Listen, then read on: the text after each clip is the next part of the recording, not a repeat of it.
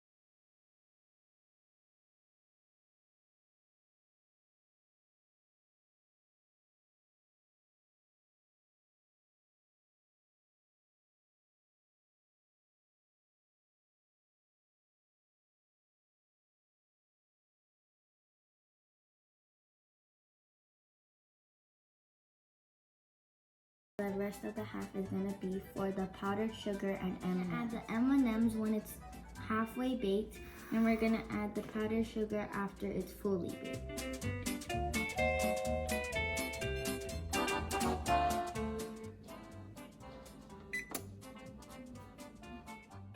Add your M&Ms about 10 minutes into baking. After that, put it in the oven to finish baking. If your toothpick comes out clean, your brownies are ready. After it's done baking, add your powdered sugar.